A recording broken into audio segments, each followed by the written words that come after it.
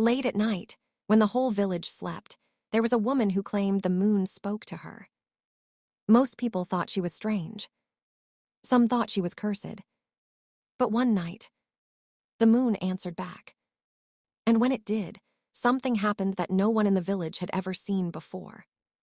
And today, I'm going to tell you exactly what the moon said and why half the village ended up kneeling at her doorstep in fear.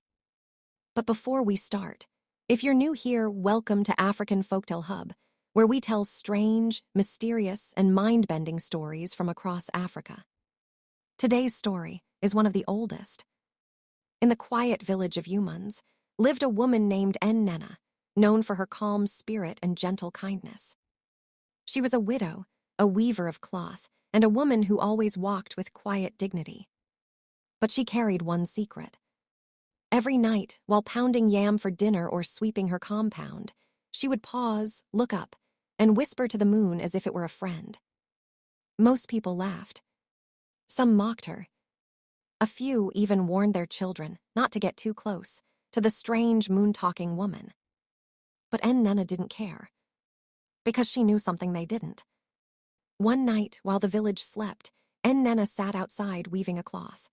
The moon hung unusually low, glowing brighter than she had ever seen. Suddenly, the moon flickered.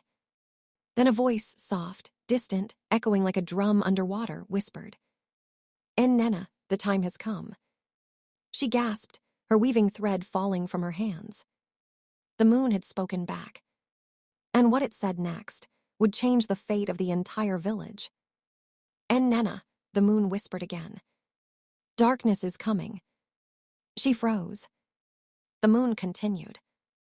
3 signs will appear. When the last sign shows, something precious will vanish from the village. But only you can stop it. Then the moon dimmed, and everything went silent. At dawn, Nnenna ran to the village square, shaking, breathless. She told the elders everything. But instead of listening, they laughed. "Nnenna, you ate too much pepper soup last night," one mocked. "Or the moon is tired of hearing your voice," another added, and the crowd burst into laughter. She walked away humiliated. But the moon's warning kept echoing in her mind.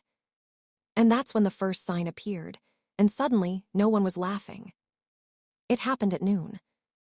Children ran to the river to fetch water, but came back screaming. The river has stopped moving." People rushed there. The once rushing stream sat still like a bowl of water. No movement, no ripples, no sound. It was unnatural. Elders murmured in fear. Their eyes turned slowly toward Nnenna. She didn't say a word. Then, before anyone could understand what was happening, the second sign arrived. That night, a strange wind swept through the village, making the roofs creak. A young boy fetching firewood screamed, dropping everything. His shadow moved on its own. It stretched, twisted, and walked ahead of him like a living thing.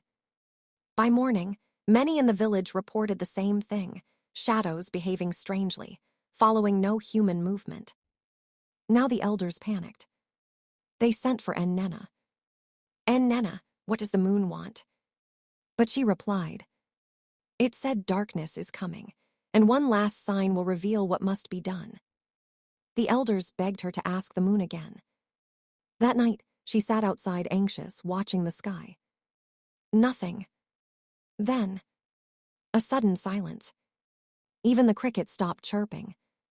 The moon slowly turned red. And with that final sign, something precious disappeared. At dawn, the whole village erupted into chaos. Not a goat. Not a cow. Not a child. Something far more important had vanished. The village flame. The sacred flame, the one that had burned for generations, used to light all fires in the village, was gone. The altar was cold. The ashes untouched. Elders trembled.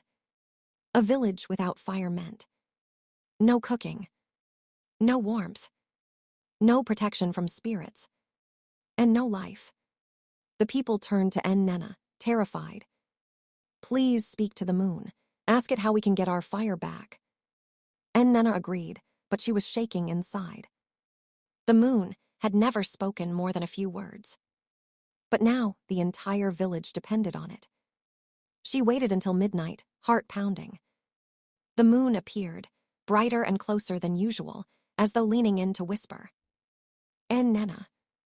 To restore the fire, you must climb the hill of Odu. Stand alone at its peak. And ask me the question no human has ever dared to ask. Nena swallowed hard. What question? The moon replied. Ask me my true name. Her blood ran cold. Cliffhanger beat. Because in African mythology, asking a celestial being its true name can be deadly. Nena packed nothing. Just courage. The villagers followed her to the base of the hill, but dared not climb. Everyone believed the spirits of the hill devoured lost souls. The climb was steep and lonely. Thickets tore at her wrapper. Strange whispers circled her as she climbed. But she kept going. At the top, she stood before the huge, glowing moon. Her voice shook. Moon, what is your true name? The wind stopped. The trees froze. Time paused. The moon slowly cracked open like an eye waking up from sleep. And in a voice deeper than thunder, it whispered, My name is Anwashi, keeper of secrets, guardian of balance, and I have waited centuries for someone brave enough to ask. The moment she spoke the name, the sky erupted with light. A beam shot down and wrapped around Nena like a golden flame. And in the village, fire appeared again in the sacred shrine, burning brighter than ever before. The sky calmed. The moon dimmed to normal. And Nena opened her eyes, glowing faintly.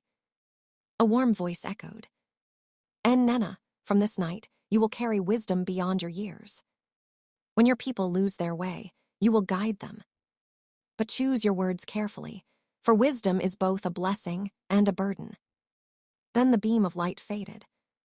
Nena climbed down the hill, transformed. When the villagers saw her, they knelt. Not because she was supernatural, but because she was the only person who had ever spoken to the moon.